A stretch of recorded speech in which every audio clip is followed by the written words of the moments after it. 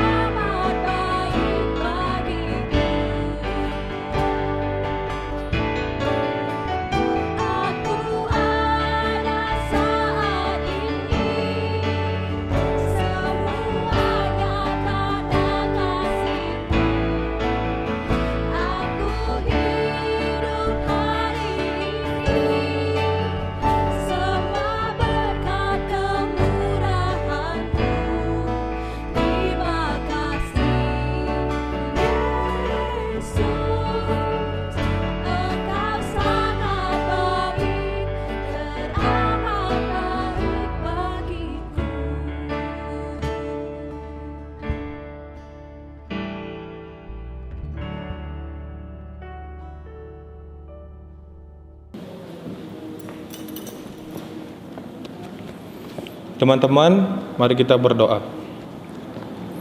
Tuhan Yesus, terima kasih atas lindungan-Mu selama satu hari ini Tuhan. Tuhan, kami pada hari ini akan mendengarkan firman-Mu. Bimbing kami Tuhan dari awal sampai berakhirnya nanti. Dan juga untuk pendeta kami Tuhan, Putu Petrus, berkati beliau agar bisa membawakan firman dengan baik.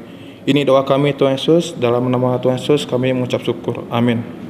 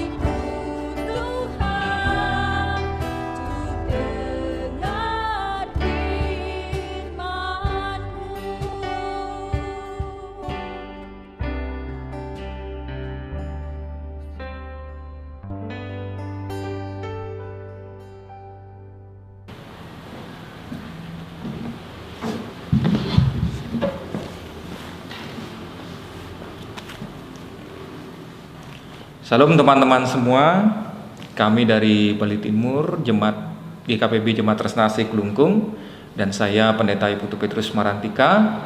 Kita akan bersama-sama merenungkan dan mendengarkan apa yang menjadi firman Tuhan pada hari ini. Mari kita berdoa.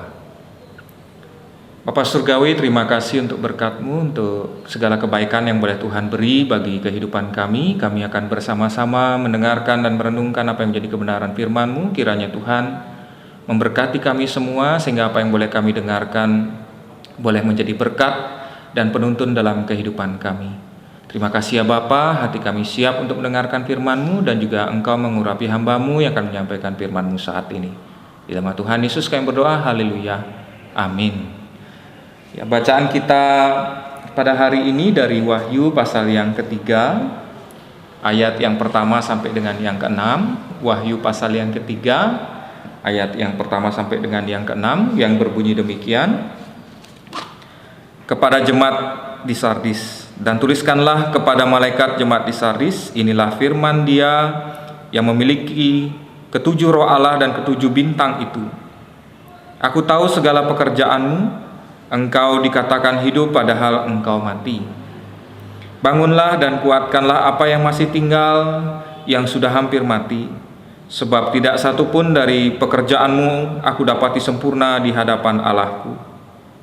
Karena itu, ingatlah bagaimana engkau telah menerima dan mendengarnya. Turutilah itu dan bertobatlah. Karena jikalau engkau tidak berjaga-jaga, aku akan datang seperti pencuri, dan engkau tidak tahu pada waktu manakah aku tiba-tiba datang kepadamu. Tetapi di Sardis ada beberapa orang yang tidak mencemarkan pakaiannya. Mereka akan berjalan dengan aku dalam pakaian putih, karena mereka adalah layak untuk itu.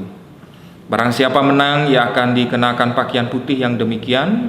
Aku tidak akan menghapus namanya dari kitab kehidupan, melainkan aku mengaku namanya di hadapan Bapakku dan di hadapan para malaikatnya. Siapa bertelinga, hendaklah ia mendengarkan apa yang dinyatakan Roh kepada jemaat-jemaat. Ya. Demikian jauh pembacaan kita tentang apa yang boleh kita dengar dari Wahyu pasal yang ketiga ayat 1 sampai 6. Shalom semua. Hari ini kita boleh belajar dari kitab Wahyu, yang seringkali kitab ini dikenal dengan kitab yang seram, ya, berbau soal akhir zaman, dan terkadang banyak sekali istilah-istilah yang kalau orang Mas Jamano katakan, wah, ngeri. Bahkan di sini disebutkan ada ketujuh bintang dan sebagainya. Ada malaikat jemaat di Sardis, dan tidak jarang ada bahasa-bahasa yang mungkin sulit untuk kita pahami. Kitab Wahyu itu saya ibaratkan seperti sebuah teka-teki yang harus kita pecahkan. Sebenarnya kitab yang sangat unik untuk didalami, dan isinya seringkali menceritakan bagaimana pengalaman jemaat saat mereka ada di bawah tekanan, dan sekarang kita belajar dari jemaat di Sardis. Surat ini khusus ditujukan kepada jemaat di Sardis, di mana sang penulis waktu itu menegur apa yang sudah dilakukan oleh anggota jemaat di sana, karena mereka menyimpang dari ajaran Kristus. Mereka mengalami situasi kritis karena sejarahnya kenapa kitab ini ditulis. Orang Kristen saat itu mengalami penindasan yang hebat. Untuk ibadah saja mereka harus ibadah di ruang bawah tanah, atau yang dikenal dengan katakombe, ya, itu dengan lambang tandanya ikan. Kalau orang zaman dulu disebut Kristen itu belum salib, pasti lambangnya ikan, ya, di atas pintunya, itu berarti dia Kristen. Kalau sekarang kan sudah beda. Kalau di atas pintu rumah orang ada tanda salib, berarti dia Kristen, ya. Ketika saya membaca perikop ini, saya teringat dengan kondisi kita saat ini, di mana sekarang kan kita masa PPKM, ya, sudah berlangsung hampir 2 minggu lebih, ya, dan ya bisa dikatakan penyekatan ada di sana di sini. Orang sudah mulai bingung, ya. Apalagi ditambah dengan virus corona varian yang baru, ada delta lah dan lain sebagainya. Kalau kita lihat di berita-berita, kadang-kadang itu membuat iman kita pun sebagai orang yang percaya menjadi lemah ya. Seakan-akan kok Tuhan memberikan kita pencobaan yang begitu berat. Bagaimana kita bisa bertahan di tengah kondisi yang sulit seperti ini, di mana ekonomi mati dan segala bidang ya, entah itu untuk pariwisata dan sebagainya. Apalagi kita di Pulau Bali ini hampir tidak bisa bergerak sedikit pun. Dari sini kita bisa belajar sebagai pemuda-pemuda Kristen yang berdampak bagi yang lain. Kita diajar untuk senantiasa ingat kepada Tuhan, dan ketika kita lupa, kita diajak untuk selalu berjaga-jaga, karena kita tidak tahu kapan waktunya kita akan tiba. Kenapa kita diajar berjaga-jaga? Ya seandainya nanti, ya saya juga tidak berharap, ya siapapun tidak berharap akan jatuh sakit ya, atau mengalami sesuatu yang buruk. Kita sudah siap siaga untuk mengatasi pergumulan itu. Karena terkadang banyak dari kita ketika ada persoalan, hal pahit ya, atau hal-hal buruk yang datang menimpa, justru yang terjadi adalah kita tidak siap, dan akhirnya kita memilih jalan pintas. Saya katakan banyak orang Kristen yang memilih jalan pintas supaya mereka bisa mendapatkan sesuatu secara instan dan akhirnya berbuah petaka ya.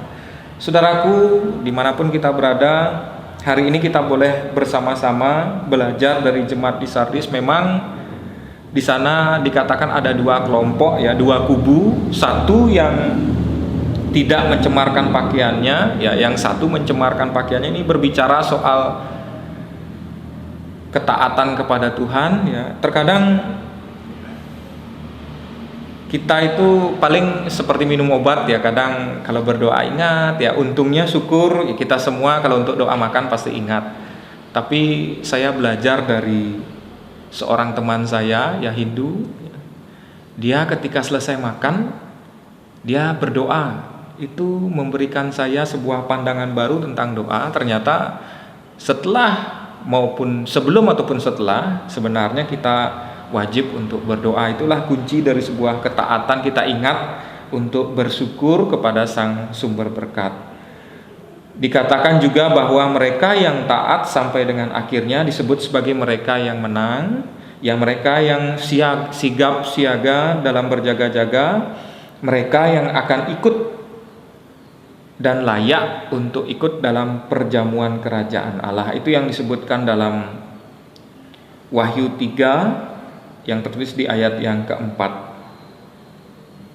Penulis kitab Wahyu ingin kita semua tetap setia kepada Tuhan kita apapun yang terjadi, dengan tidak menjual Tuhan kita ya.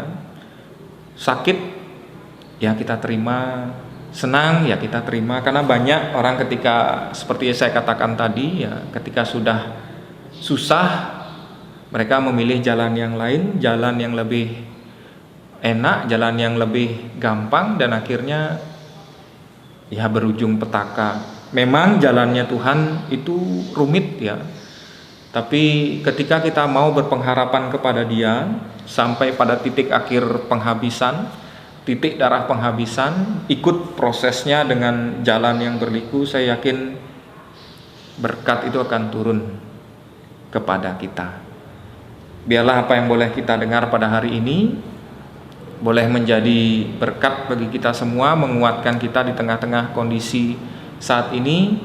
Mari kita sama-sama berdoa juga untuk bangsa dan negara kita saat ini.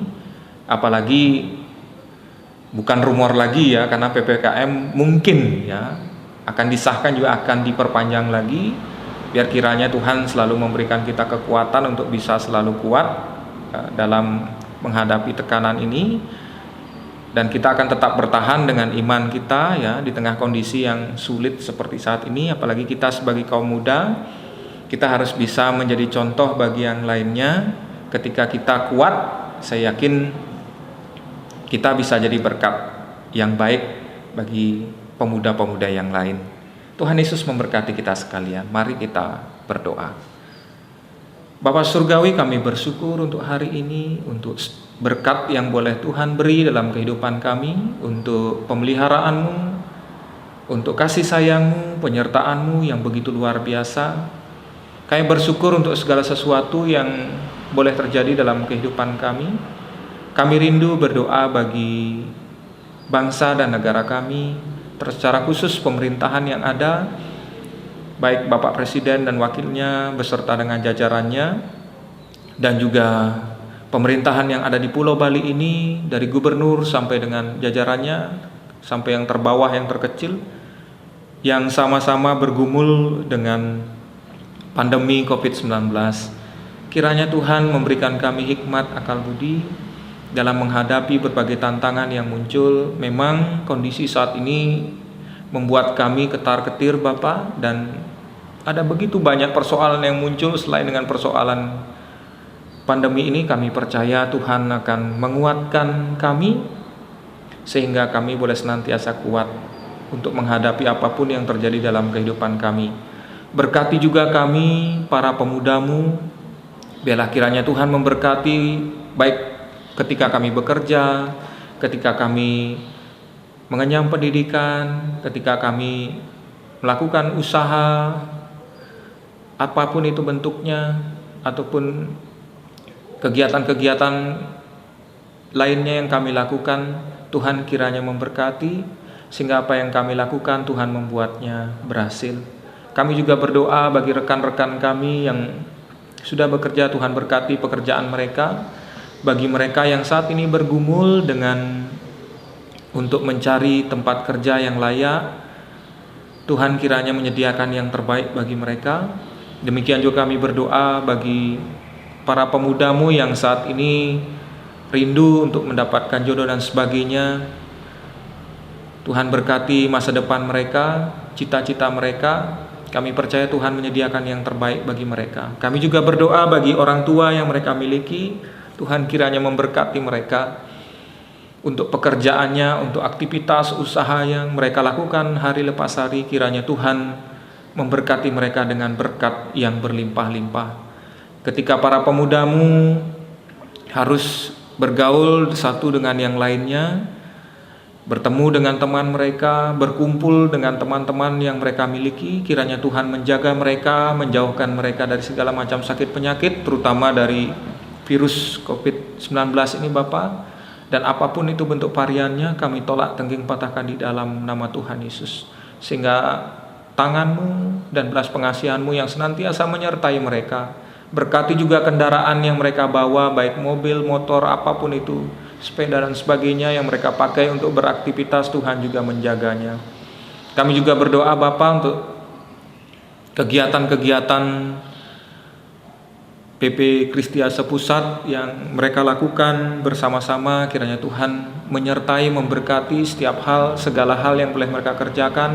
Program-program yang sudah dicanangkan Tuhan berkati. Biarlah kiranya dalam tahun ini boleh berjalan dengan baik, dan tentunya dengan pertolongan yang daripada-Mu. Demikian juga persekutuan pemuda-Mu dimanapun, baik di Bali Timur, Bali Barat, Bali Utara, Bali Selatan, di Denpasar Kota, di Badung dan sebagainya. Tuhan kiranya memberkati, baik itu program mereka dan sebagainya, pergumulan mereka. Kami percaya Tuhan akan menyediakan yang terbaik bagi mereka. Kami juga berdoa Bapa bagi saudara-saudara kami, para pemuda-Mu yang saat ini Tuhan izinkan mengalami sakit penyakit. Kiranya Tuhan memulihkan keadaannya. Berkati para dokter, para perawat, makanan, minuman yang masuk dalam tubuhnya, sehingga itu jadi alat-Mu dan sarana-Mu untuk memberikan pemulihan kepadanya. Dan kami juga berdoa bagi mereka yang berulang tahun, baik pada hari ini, minggu ini, ataupun dalam bulan ini. Tuhan memberkati masa depannya, Tuhan memberkati cita-citanya, Tuhan memberkati pekerjaannya, Tuhan memberkati pendidikannya. Dan kiranya Tuhan membuat dia berhasil dan beruntung dalam setiap langkah kehidupannya. Ini syukur kami ya Bapa, yang kami landaskan di dalam satu nama, Dan bila kiranya Tuhan memberkati kami semua. Dan terimalah berkat yang daripada Tuhan. Tuhan memberkati dan melindungi engkau. Tuhan menyinari engkau dengan wajah-Nya dan memberi engkau damai sejahtera. Tuhan menghadapkan wajah-Nya kepadamu dan memberikan engkau kasih karunia dari saat ini kekal selama-lamanya. Amin.